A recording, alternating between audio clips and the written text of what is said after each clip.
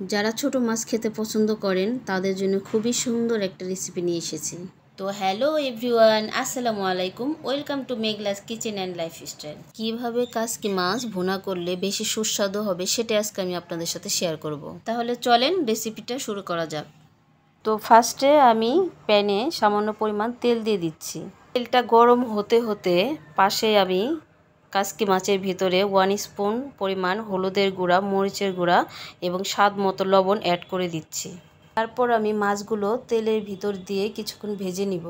ভাজা হয়ে গেলে মাছগুলো আমি তুলে নিচ্ছি। তারপর আবার একটা প্যানে আমি সামান্য পরিমাণ তেল দিয়ে দিচ্ছি। এবার তেলের ভিতরে আমি পেঁয়াজ মরিচগুলো ভালোভাবে ভেজে নিচ্ছি। এখন তার ভিতরে আমি 1 স্পুন পরিমাণ হলুদের গুঁড়া এবং লবণ দিয়ে দিচ্ছি। আর সাথে কিছু পানি অ্যাড করে দিয়ে আমি মশলাটা ভালোভাবে কষিয়ে নিব। কষানো হয়ে গেলে মাছগুলো দিয়ে আমি রান্না হওয়ার জন্য কিছুক্ষণ ঢাকনা দিয়ে ঢেকে দিব। এই তো প্রায় শেষ পর্যায়ে রান্না। এখানে কেউ যদি চান তাহলে ধনিয়া পাতা দিয়ে দিতে পারেন। আর এই রান্নাটা আরও সুস্বাদু করতে চাইলে মাছটা ভাজার সময় একটু খেয়াল করে কড়া ভাজা করে নিতে হবে।